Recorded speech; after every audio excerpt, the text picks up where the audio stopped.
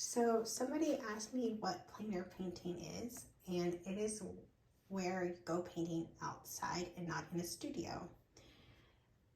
What I take out there is called a pochade box. You can take what's called a French style box, but to me they're heavier and very cumbersome. So I tend not to use those because they can get to 30 pounds once you put all your equipment and stuff in there. So pochade boxes can be used with a tripod. That's how you hold up your box with. They do come in various sizes. Now keep in mind that they are very expensive. 90% of them are handcrafted. The 10% that aren't are still expensive as well, even though they come from a big company. So also keep in mind that when you're painting outside, you need to have a set size, more so, because in a studio you can do various sizes. Outside you're carrying them for long distance, and then portability, and then also what your palette can hold. And so you have to keep in mind if you paint large or small, and then if you paint on glass or wood. But almost 100% of them come with wood, but some do come with glass. I prefer glass, it's easier to clean. Wood is very hard, but it is manageable. So you can always convert them or tamper with them like I do, especially if it spent a lot of money on them. So I'll give you a price range on them and then show you quite a bit about what I have. So this one is my smallest one. I did have another one that was about this small, but I gave it to a friend's kid who is into painting. This is can do a 6x8 or smaller. It can do up to 8x10, but only going this way. It cannot go this way. You can put two palettes, one facing this direction, the other facing this way to paint, and then have another one to start on after that one, or to even hold your wet one while you're going to do another one. This came with the wood palette, but I added a picture frame glass and use that. This is also known as a thumb box because it has a place to put your thumb in. I put just some water mixable oils in here. You can do 3 and then get you some long handles or short handles. If they're long, cut the ends and you can put your stuff in there. These are about 1.5 inch deep, so you can put quite a bit of stuff in them. And this one did come with a strap. This is about $100. They do not make this one anymore, so I got really lucky when I bought it. It's very easy to take on short trips. This one here is my Pride and Joy. This one is my sienna plein air one. This can do 9x12. It can even do a really big one. I just have to set it on the edge, and I can't use the 2 parts right here to hold it down.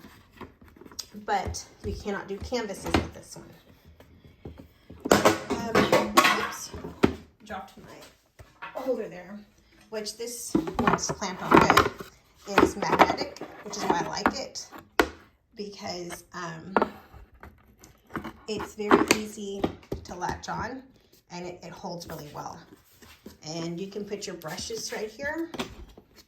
Like I said, it's easy to take off. So you grab that there.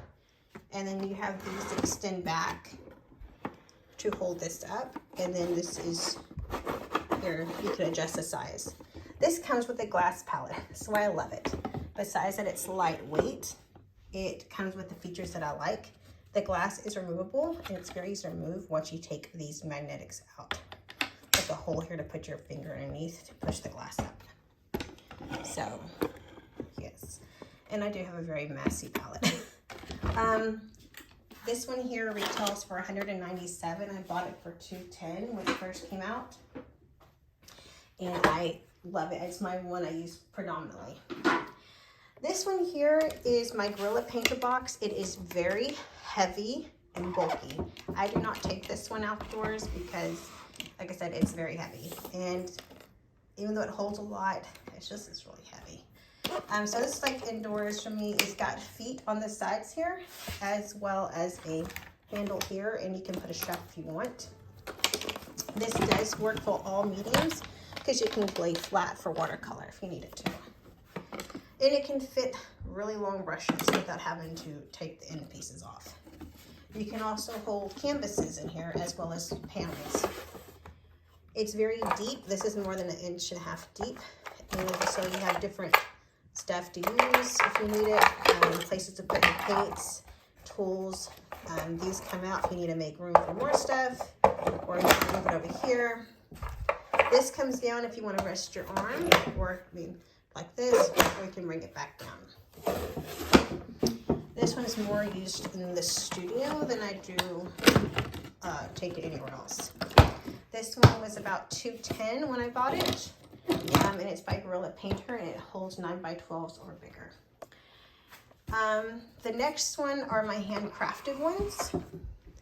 This one is the first, it's called the, if you ask anybody in the painting business, this is the Cadillac of all paint boxes. It is the #1 most used and preferred.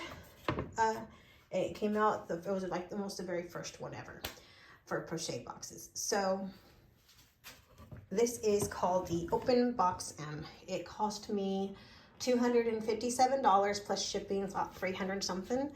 And I have, see, I have not used it. It's just been sitting there. These are spring loaded, and this is a 10x12. It does come with one panel here. It slides out, and then you attach to the side. And yeah, so I'm still trying to break that one in. This one here is also handcrafted. As you can tell, it's very different than the others. This is by Art and Panel. This is more launched on the legs of the tripod, and then you have like another separate attachment, but I didn't buy that because I just wanted this only. This can keep your paint in there stored, load up in the studio, and then just take it straight out there. You don't have to take all your painting and stuff like that if you know what you're going to need, just your white. But it opens up on the side. You have two extra sides here, and then I put a glass here. I'm probably going to end up putting some magnets here to attach to that so that it stays. And as you can tell, my paint is dry, but it's very, very well used. I've used this more indoors than I have outdoors. But yeah, so like I said, there's many different panel boxes.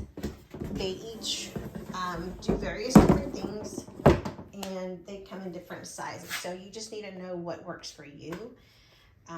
Like I said, if I had my choice, once I get this one broken in, this one, because it's so light weight, and then my sienna planer because of the glass palette. It is just lightweight as well too.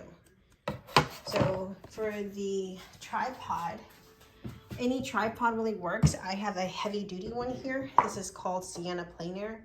It is super heavy duty, and I love it. It's got a quick release right there that you can use to attach it to. So anyways, hopefully that explains everything and kind of breaks it down for you.